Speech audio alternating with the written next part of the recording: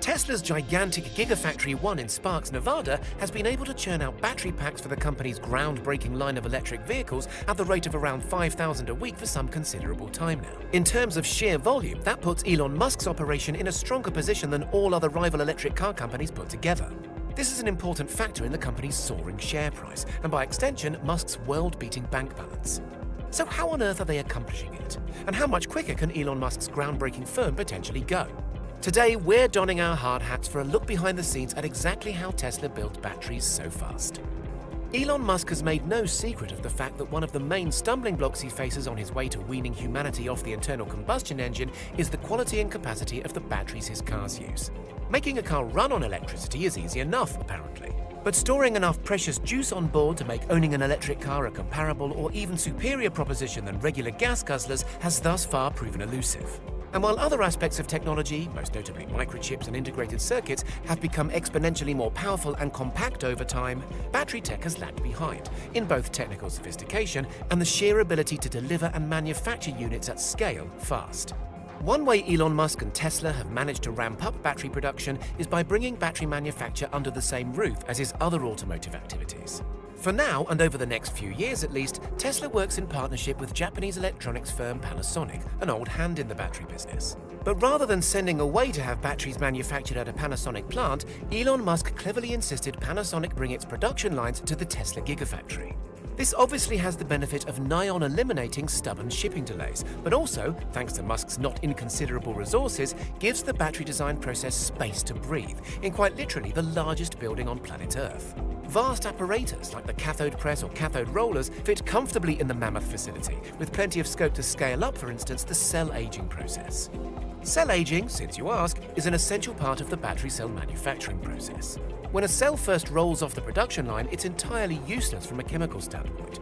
Until that is, a protective layer called the SEI, solid electrolyte interface, is allowed to form around the electrodes. This can take 10 to 12 days, although innovations at the Gigafactory have enabled Panasonic engineers to age cells in place as part of a whole battery and not individually, which is far more efficient and therefore quicker. It's worth emphasizing at this stage that for Elon Musk, factories aren't simply warehouses that happen to be crammed full of whirring machinery. How they operate and function is, in his view, every bit as important as the finished car itself. He said as much to a shareholder meeting 5 years ago. We realized that the true problem, where the greatest potential lies, Musk began, is building the machine that makes the machine. In other words, building the factory. I'm really thinking of the factory as being like a product. Therefore, almost no detail is left to chance. The Gigafactory itself, for instance, wasn't just plonked down at random on a conveniently flat bit of desert. Instead, the entire vast 15 million square feet plant lies on a rigorously precise north-south axis. Partly, this is in order to get the best out of the rooftop solar arrays, but also it helps streamline the sophisticated indoor navigation systems for the factory's small army of robots. Those robots perform a majority of the car and battery-related manufacturing tasks in the factory. Just as an example, when components need moving from inventory to the production line, robots perform the function more quickly and more reliably than humans, using a combination of smart GPS and magnets embedded in the floor. This is also, fairly obviously, a boon from an industrial safety point of view. This isn't to say that every little detail of all that goes on in the Gigafactory is automated. Far from it. Indeed, reflecting Elon Musk's data-led approach, when a job is demonstrably tackled better by human beings, for instance connecting lengths of dangling pipe, a human being is duly hired. As Musk himself admitted not long ago, we did go too far on the automation front and automated some pretty silly things. Panasonic's expertise is of course a major factor in Tesla's success, for now at least. The electronics giant is said to have sunk some $1.6 billion into its work at the Gigafactory, not least committing to adding a 14th production line in the Gigafactory last year to meet demand. Indeed, the company is only now starting to make a meaningful return on its investment. Still, Panasonic knows as well as anybody that Elon Musk is not a man to tolerate less than exemplary performance. And as it happens, Elon has been extremely vocal about his wish to make his own batteries just as soon as it's commercially feasible to do so. And although back in June, Tesla and Panasonic renewed their commitment to work together until 2023, Elon Musk is openly hiring engineers to begin building batteries in-house at Fremont, California, and at the forthcoming Gigafactory in Berlin. Indeed, Musk issued a veiled threat to Panasonic on Twitter in 2019 by suggesting their work at Gigafactory has lagged. Tesla won't spend money on more capacity until existing lines get closer to 35 gigawatt-hours theoretical, he said, dubbing Panasonic's disappointing work rate as a constraint on the Model 3 and sending shockwaves through the battery world. Musk's willingness to hold Panasonic over a barrel commercially like this has at least enabled him to wring ever greater performance out of the Japanese firm. Through publicly expressing disquiet at the company's supply chain delays and making no secret of his wish to be rid of them, he's inspired Panasonic to develop new, more efficient and quicker techniques for delivering the latest generation of 2170 lithium-ion cells, currently being used in the Tesla Model Y.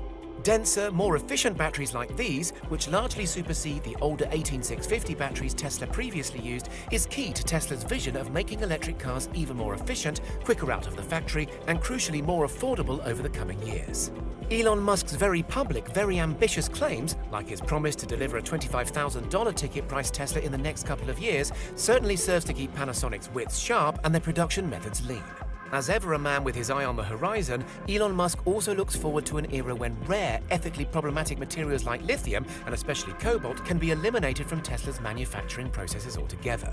And in a September announcement, he brashly claimed Tesla is looking to produce 100 gigawatt-hours worth of battery cells reliably by 2022. That's enough for 1.4 million vehicles, with or without help from Panasonic. So there you have it.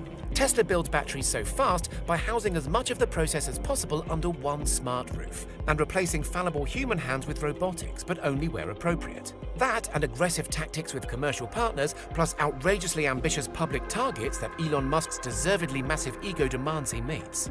Also, the coffee at Gigafactory is said to be insanely strong. Does Elon Musk drive his commercial partners and employees too hard in the ruthless pursuit of excellence? Let us know in the comments, and don't forget to hit subscribe for more supercharged tech content.